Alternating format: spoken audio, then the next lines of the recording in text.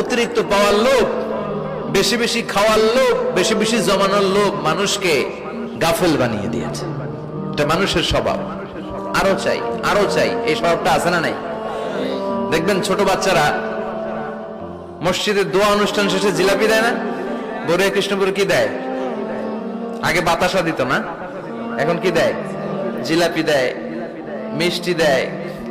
তো মসজিদের 2-3 গেট থেকে যদি দেয়, ছোট বাচ্চারা দেখবেন এদিক দিয়ে কয়েকটা নিয়ে আবার ওই গেটে লাইন ধরে। ওর হাত হলো ছোট হাত, ওর হাত ভর্তি জিলাপি, আর নেওয়ার জায়গা না, এরপর আরেক জায়গায় লাইন ধরছে, আরো লাগবে, আরো লাগবে, এই আরো আরো আরো চাই, এই স্বভাবটাই মানুষকে কুড়ে কুড়ে শেষ করে দিয়েছে। এত লাগবে কেন তোমার? চাহিদার কোনো শেষ নাই। Unlimited demand of human being. যার আছে বেশি তার চাই বেশি। যার সাইকেল আছে তার হুন্ডা চাই, হুন্ডা আছে তো প্রাইভেট কার চাই, প্রাইভেট কার আছে তো প্লেন চাই, প্লেন আছে তো হেলিকপ্টার চাই, হেলিকপ্টার আছে তো ওইটা চাই, ওইটা আছে তো সেটা চাই। ঠিক কিনা? এলাকার মেম্বার যে হয়েছে চেয়ারম্যান হতে চায়, আছে না নাই? চেয়ারম্যান সাহেব এমপি হতে চায়, আছে না নাই? এমপি সাহেব মন্ত্রী হতে চায়, আছে না নাই? মন্ত্রী সাহেব প্রধানমন্ত্রী হতে চায়, আছে না নাই? কিন্তু এই দেশে সুযোগ নাই। কথা কন। এই দেশে প্রধানমন্ত্রী সিলেক্টেড। 2-3 জনের বাইরে কেউ প্রধানমন্ত্রী হতে পারবি না। ঠিক কিনা? আমার এই জীবনে তো আমি 2-3 জনই দেখলাম। বেগম খালেদা জিয়া, মাননীয় প্রধানমন্ত্রী শেখ হাসিনার ছোট্টবেলা দেখেছি এরশাদকে, আমরা তখন ছোট। তো মানুষের চাহিদার কোনো শেষ নাই। যার আছে বেশি তার চাই বেশি। এজন্য বিষ্ণু বলেছেন, উনজুরু ইলা মান হুয়া আসফালা মিন, তোমার চেয়ে যে খারাপ আছে ওর দিকে তাকাও।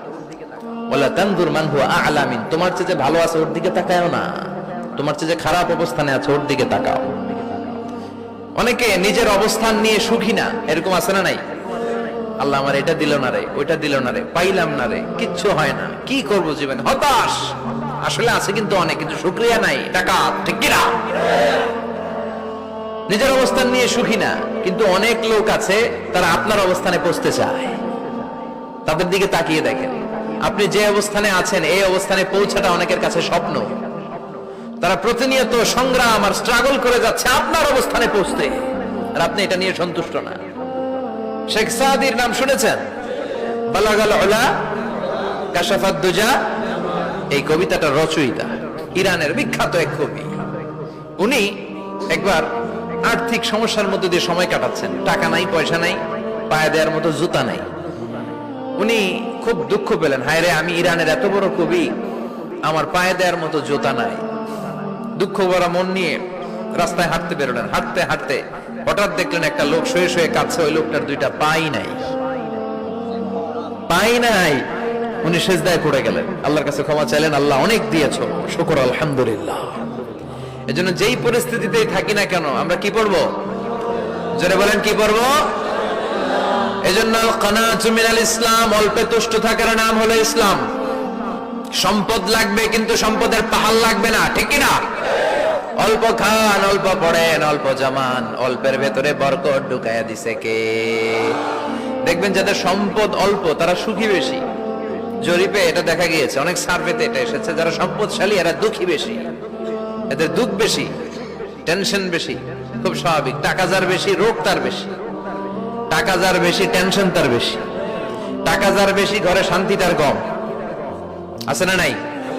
ঘরের ভেতরে অশান্তি, ছেলে কথা শোনে না, ছেলে টানে গাঞ্জা, মেয়ে করে পরকিয়া। আছে না নাই? স্ত্রী কথা শোনে না, ভালোবাসা নাই, ঘরটা জাহান্নামের টুকরা। রোগ বালাই, এক একটা হসপিটাল বিল পরিশোধ করতে মাসে 5 লাখ 10 লাখ। আছে না নাই?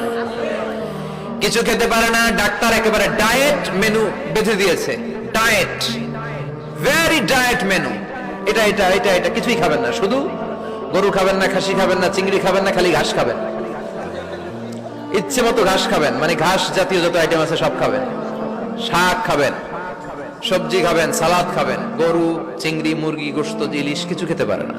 তাহলে রোগ বেশি, খাওয়ার মজা নাই, ঘরে সাংসারিক শান্তি নাই, খালি ব্যারাম আর ব্যারাম।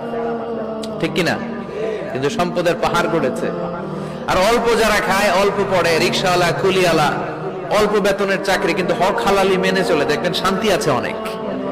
হ্যাঁ, বাসা ভাড়া দেয়, ফ্যামিলি চালায়, বাচ্চাদের স্কুল বিল, এরপরও মাস শেষে 1-2 হাজার টাকা হাতে থেকে যায়, আর ওর প্রতি মাসে 10 কোটি টাকা ইনকাম, তারপরও ব্যাংকের ঋণ আছে না নাই? সুখ কারে বলে? কিভাবে আপনি সুখকে ডিফাইন করবেন? সুখ তো টাকায় কিনা যায় না, শান্তি টাকা দিয়ে হয় না, শান্তি দেওয়ার মালিককে। শান্তি আছে অল্প খেয়ে শুকর করার মধ্যে, শান্তি আছে আলহামদুলিল্লাহর মধ্যে। চিল্লায় বলেন ঠিক কিনা? এজন্য অল্প খাবো, অল্প পড়বো, অল্প জামাবো, অল্পের ভেতরে বরকত দিয়েছে কে? দেখেন ধনী ভাইরা খেতে পারে না, কিন্তু রিকশালার কি সমস্যা হয়?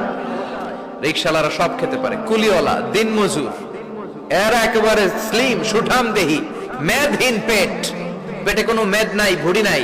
আর কোটিপতিদের মেদ আছে না নাই? এত বড় বড় পেট, ঠিক কিনা? আমাদেরও পেট আছে, তবে হালাল পেট, এটা হারাম টাকা দিয়ে এই ভুড়ি বানাই নাই আমরা। ছেলে বলেন ঠিক কিনা? রিকশাওয়ালা, কুলিওয়ালা নিজেও নামাজ পড়ে, বউ নামাজ পড়ে, বাচ্চাটাও নামাজ পড়ে, রিকশা চালায় আর জিকির করে লা ইলাহা